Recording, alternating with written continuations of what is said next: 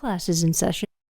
Hey everybody, and welcome to Unlearn 16. Class is in session. This is like episode I don't know what that connects.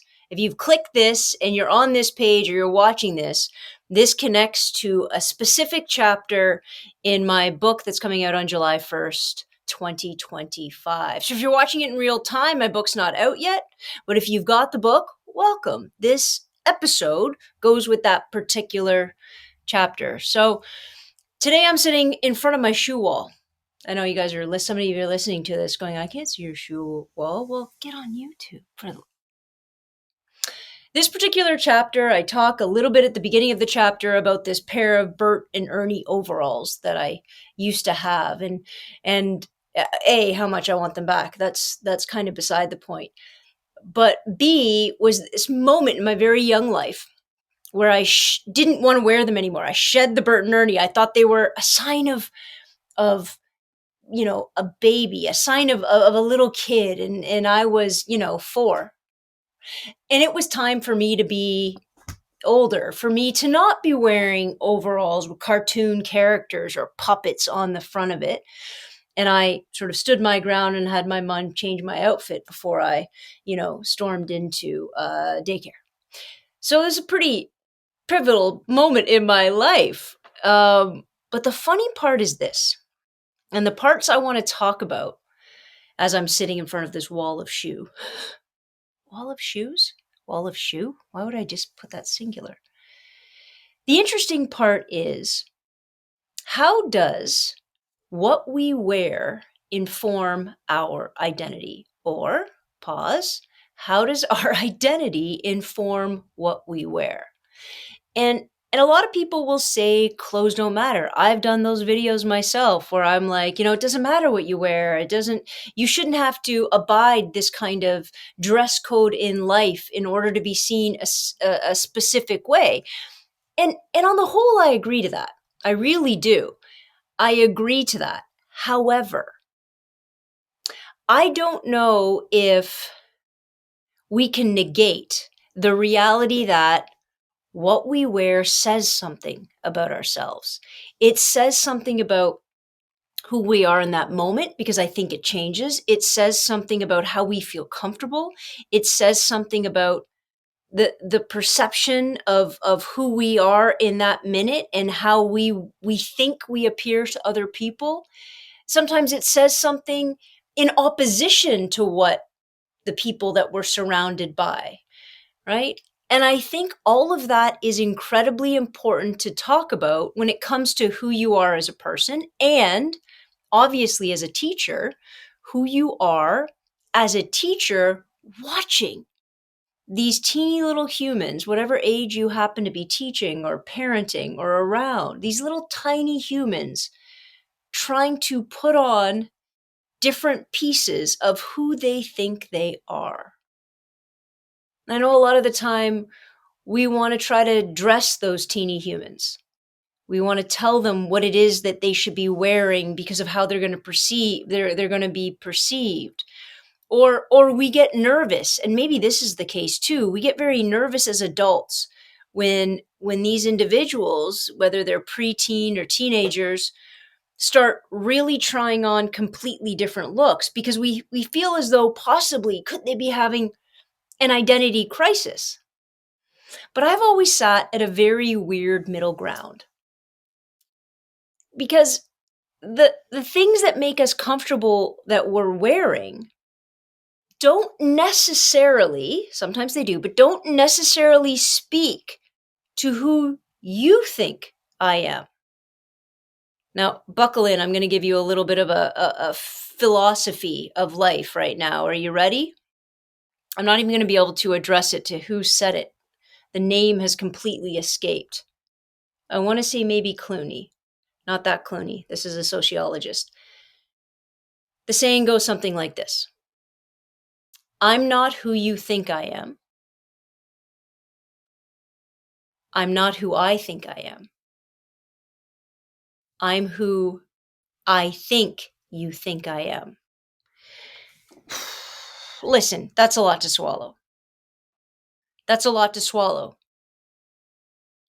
It's basically talking about how we don't exist in a bubble. I'm not who I think I am. So I don't exist outside of everything else. I'm not who you think I am. Well, that's because I can't be in your head. I am what I think you think I am. Meaning, we run around this world constantly trying to figure out how other people see us.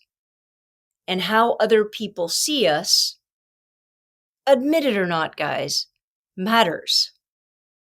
We are constantly trying to assess, and to no end, we are constantly trying to assess how other people think about us. And our clothing is the first step, is the first method, including a haircut, to our created perception. And that's a lot. That's a lot of psychology to take in. And I literally, as I'm sitting here, Anna just texted me and said it was a guy named Cooley. Not Clooney, Cooley. But nonetheless. The reason why I'm bringing this up is because identity, and your identity, and it's so important to establish it, doesn't happen in a vacuum. It never has. It doesn't happen in a bubble. It doesn't happen without the interpretation and the expectation and the interactions you have with the world around you. It just happens that way. You know, if you're going to say, I never care what anybody says, you do. And if you truly never care what anybody says, I worry. But if you care only what other people think, I also worry. Because you're never going to really understand. You're never going to really know what somebody else thinks of you. But the way we dress and the way we present ourselves matters. And I think part of education has to be figuring out how young people can embrace who they are in a given time, how they want to present themselves, what they think that says about themselves, what they think that sort of creates in their own sort of worldview and their identity and their surroundings, and how that impacts who they are in the moment and who they will be later. So I'm saying all of this because unless we can help in the educational system, and this is the hardest part of the entire thing, it's not the quadratic equation. I understand it's hard and it seems useless. It's not that. The hardest part is trying to free up space for young people to become, to try on different shirts, metaphorically and literally, to wait to see what that interaction, that interplay is going to be, to wait to see how they change because of it. And here's the kicker, I think, as a teacher and as a parent, probably, to constantly be in conversation about all of those dynamics, to be okay with how you're presenting and what you get from that and why do you like it and all of those kinds of things.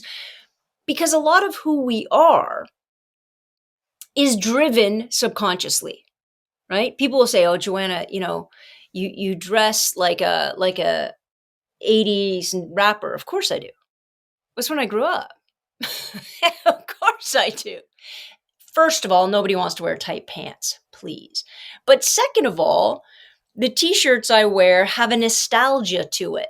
The baggy pants, the shoes, the varsity jackets, all of those things that I seem to be drawn to, for me at this point, has a nostalgia flavor for me. And it makes me feel good. It makes me feel connected. It makes me feel authentic at 49.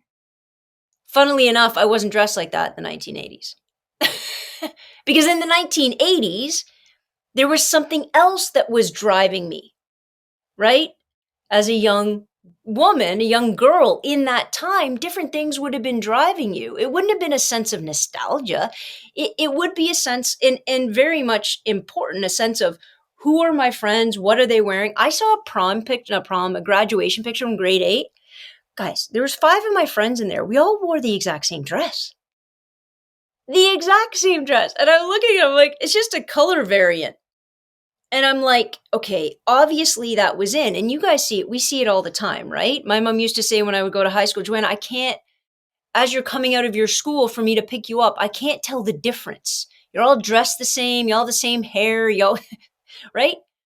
So there's an aspect of that teenage world where conformity is incredibly important. And let me say this. I don't think it's because kids have less of an identity than adults, because by the way, there's tons of adults who have absolutely no idea who they are. I think it's because it's in your teen years where the importance of your parents and your family diminishes. It's supposed to, as painful as it is.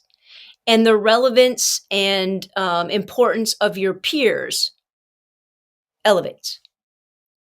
And it has to. It has to. Because a healthy identity for an individual, you need to pull away from your parents. You need to individuate. If you do not individuate, if you do not figure out how to push against such a huge, huge sociological and formative figure, you don't ever get to step into little pieces that are going to make you you. You will just be a carbon copy. And what I promise you is eventually you will individuate. It'll happen later. I think for me, it didn't happen when I was in high school. It happened when I came out when I was in my 20s. I never felt the need to pull away. There was never a friction, because usually there's a friction between parents and kids, right? It's a school thing, it's a friend thing, it's a whatever it is. There's a friction and they pull away and they, sneak out of the house and they do all of these things that you think are incredibly dangerous behavior, which by the way, kids, they are. Cut it out. But you do all of these things because you have to do big, bombastic, insane things in order to make that separation, in order to pull away those bands. And then you look to your friends.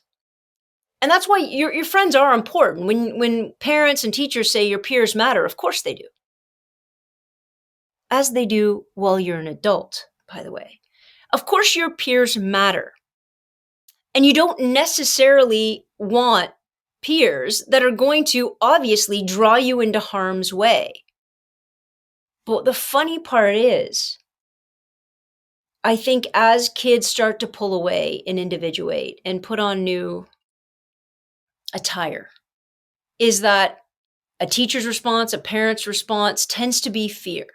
Tends to be fear that change is never a good thing. That change, that they're not figuring out who they are, that they're just mimicking somebody else. Though they might be. They might be. But it's in that mimicking that they're going to try to figure out who they are and talk to them about it. Don't yell at them about their shoe collection.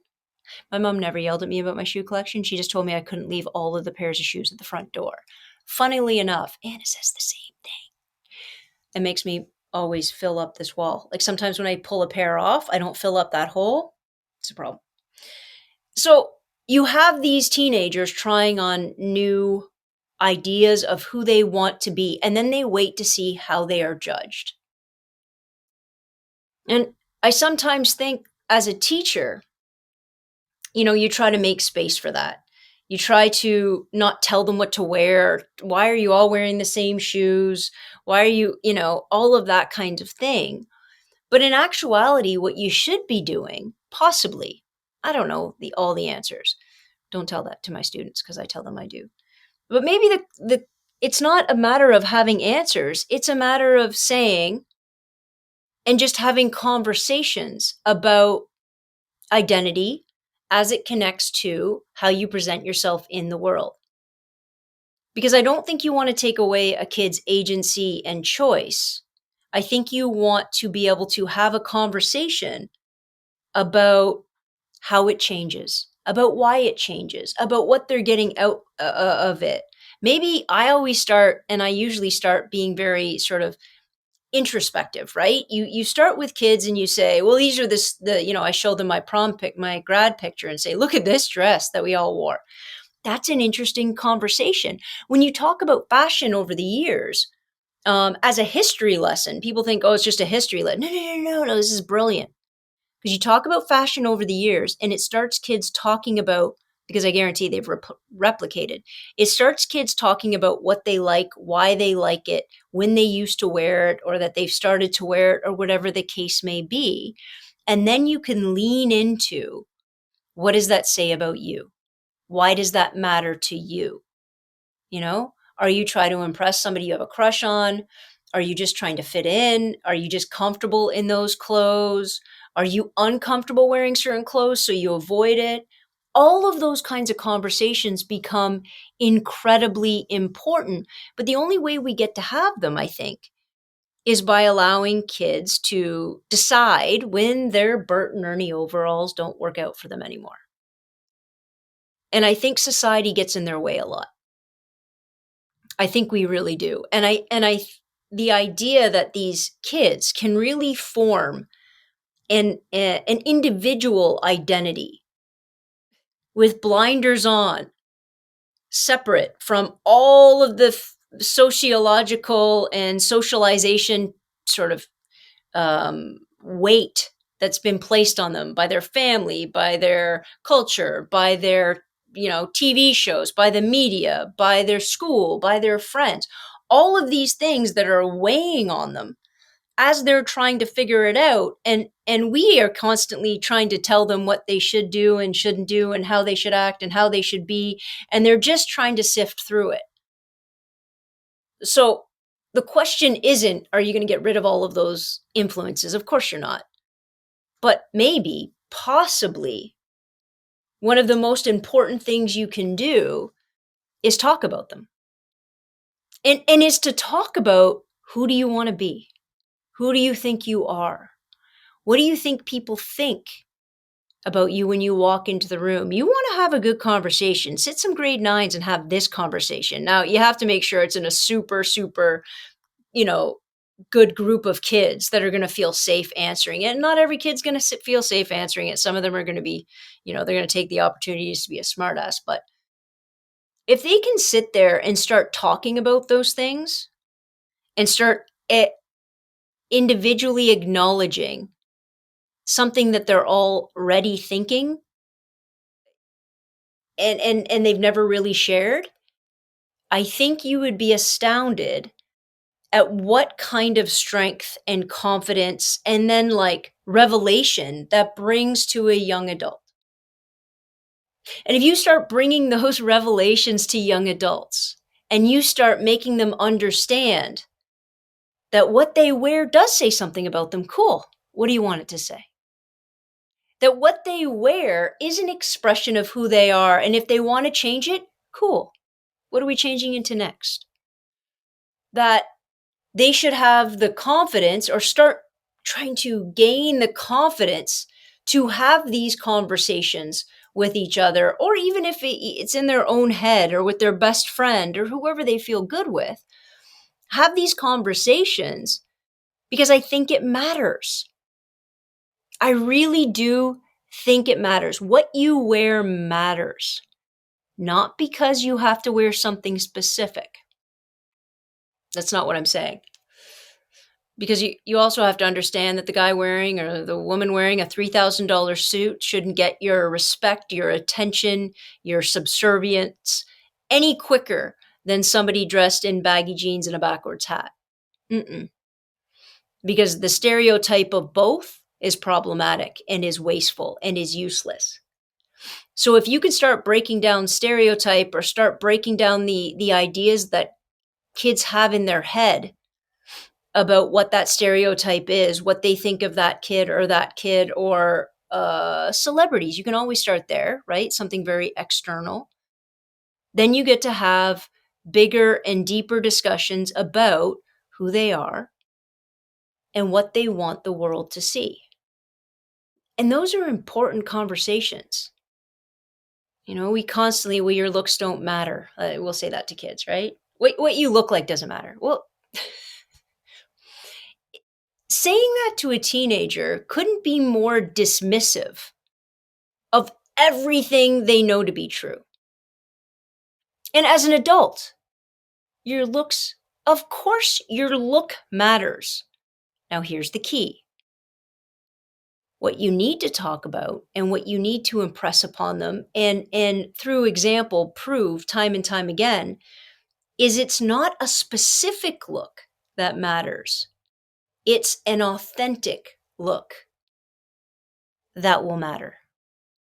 That finding out who you are, and more importantly, not who you are, but why you are, and walking in that confidently, and still caring about what other people think, because that's just the nature of what humans are. But caring less because you can walk and you can exist in that kind of strength and that kind of idea when you go from place to place to place. A lot of people on my TikToks or Instagram or wherever they're watching, lots of people will talk about the way that I look and what I wear. A huge percentage of it, very complimentary. I joke all the time. You can call me whatever you want, just as long as you compliment my hair. Usually very complimentary. I have the other people over here who can't spell things right, who aren't. But the funny part is, make no mistake, they're drawn in by the way I look. So to deny that human reality, to deny that as an idea to our high school students and pretend as though it doesn't matter, pretend as though it's all in their heads, is silly, is absolutely silly. And all you're doing is negating actual thought and emotion that comes from a place of living in this real world. My grandma, love her to death, would always comment, always, how skinny I was. Always. And, in this culture, in sort of Canadian culture, in this time period, me being whatever my grandma thinks is skinny and tiny, and so it was always a compliment, and I always took it as such, right? Well, to my grandma, I always looked skinny.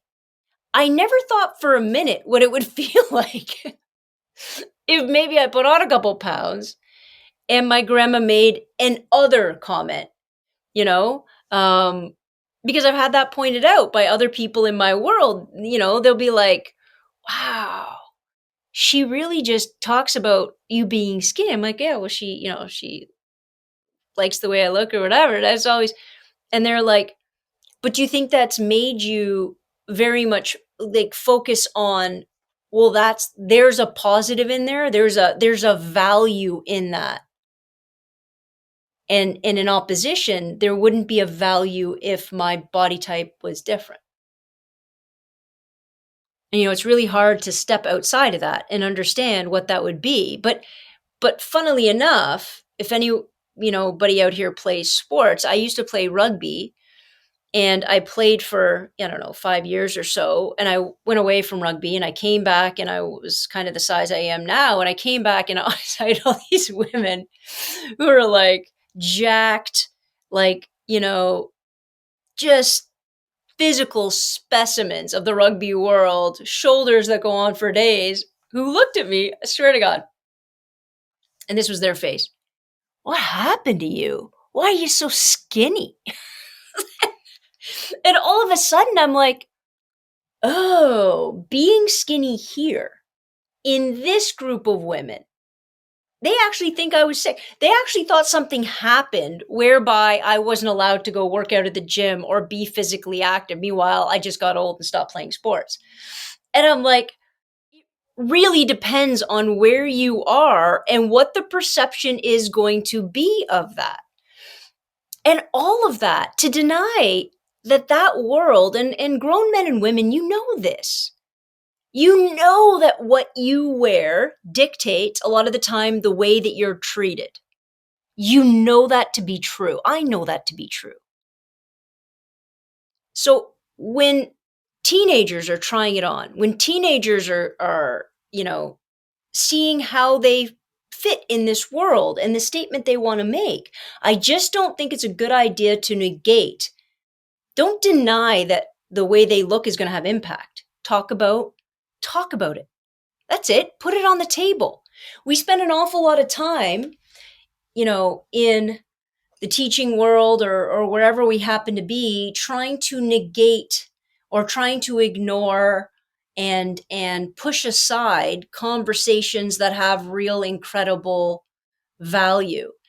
And I think while kids, especially at that age, are trying to figure out or toe the line of identity confusion and identity formation, we have to have good conversations about how you can form your own identity, that it doesn't need to be put upon you, that you can try it on. And at the same time, we got to have conversations about what character looks like and what being a good person looks like and what making, being safe and being respected and respecting others looks like. You can have all those conversations at the same time while the kid chooses whatever t-shirt they're going to wear. And I think this follows through so many aspects. And I don't find it necessarily easy. I don't necessarily find it easy because in my head, there'll be, oh, well, I wish they just dress like this, or what about like this, or you would look so much.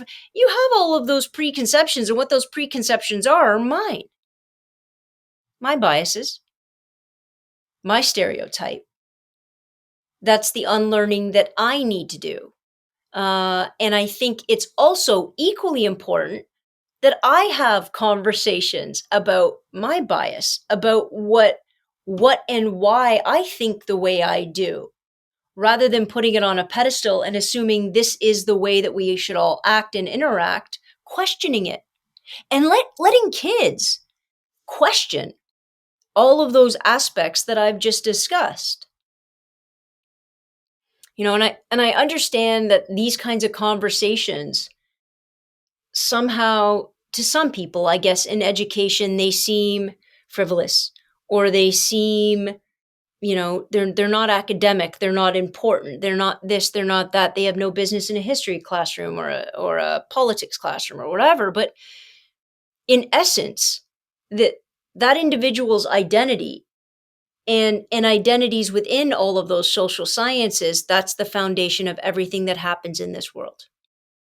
Who do you want to be? Who do you think people think you are?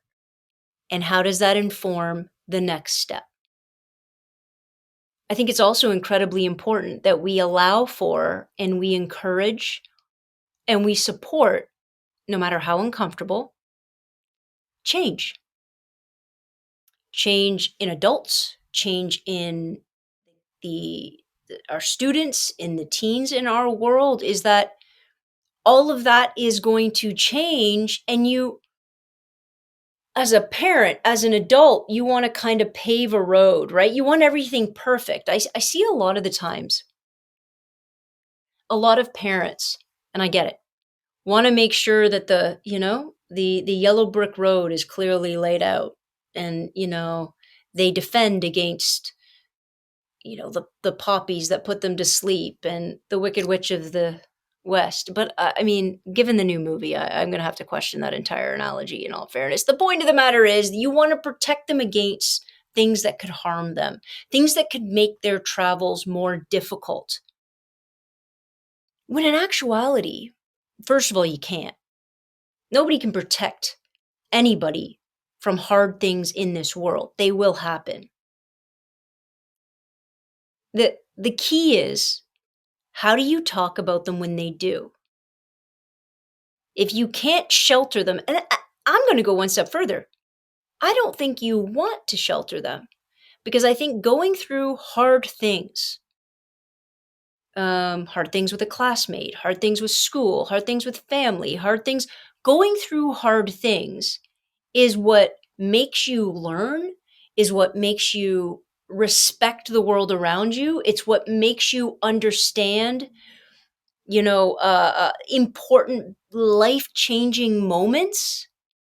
You don't know what good feels like unless you feel bad. It is very Taoist. It's very, you need both, the light and the dark, because if you don't have both, you can't understand either. So the key isn't negating the bad things. The key is, how do we talk about them? How do we face them? How do we overcome them? How do we help you overcome them? What do you need in order to do that? I had a friend I had dinner with a while ago, and she had a young kid. I was like 3, maybe. And we're eating breakfast. It was actually a former student. Obviously, I've been a teacher for so long. My students are now like 40, but whatever. So we're having breakfast, and she was sitting across from me, and her daughter was sitting next to her. And this 3-year-old stood on the chair and was kind of reaching over the chair. And I instinctually said, "Oh my God, be careful, you're going to fall." And Jamie goes, "Whoa, whoa, whoa, Joanna, I don't raise her like that." I said, "What the heck do you mean you don't raise her like that?" I go, "She's going to fall." She goes, "I know." She goes, "Okay, but I was watching her." She goes, if I think she's in a dangerous position, I like to say to her, and I know some of you are going to be like, "Oh, it's so new agey," but think about it for a second and apply it just outside of this one thing. She says, when she's doing something that may be dangerous to her, I ask her, I watch, it takes a lot of focus, and then I ask, "Do you feel safe?" And sometimes this little 3-year-old says, "I'm fine." She goes about her day. Could she fall? Absolutely. Do I try to catch her? Sure. Sometimes does she get a scratch knee? Of course. Other times she'll say, "I don't. Can you help me?" And it was this lesson. Sometimes I'm so taken aback by things that I don't know and people teach me. And it was this lesson, not just of little kids standing on the edge of the chair, teetering, you know, but it's this lesson of, how do we empower the next generation to do things maybe that are scary, emotionally or physically or mentally? Encourage them to do it. Understand that if you fall, that's okay. We'll put a band-aid on it, metaphorically or literally, and you'll move on. And feel comfortable enough that if they're in a position where they feel too much fear, they are willing and capable of asking for help from the people around them that they trust.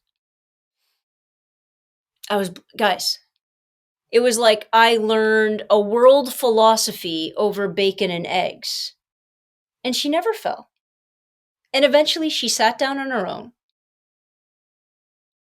And I thought, that's a real skill. That's a powerful lesson. And as a teacher, clothing is this symbolic idea of how to teach that. But everything that we should want to teach that next generation isn't so much about do it my way because my way's best, although I am prone to want to do that. It's do things that scare you, try them. If you get to a point where you're too afraid, ask people around you that you trust for help. And I'm just going to wait until you need me. But if you need to fall first, then I'll help you get up afterwards. I don't know how you make that an ethos of a school or of an educational philosophy, but I swear to God, that's what it should be. That's what it should be. We should, stop with the bubble wrapping and the protecting and the shielding and the umbrella. Start with knowing that you are strong, you are powerful, you are brave. Give it a go. And when you need me, I'll be right behind you. And on that note, guys, Thank you so much for hanging out with me. Go check out my book coming out on July 1st, 2025. You can get it on unlearn16.com. And this will go with a chapter in the book that will come with this cute little QR code. So you'll be able to place them together, watch them back to back. Thank you so much for hanging out with me, guys. And until next time, I'll see you on the same bat time, same bat channel. Dismissed.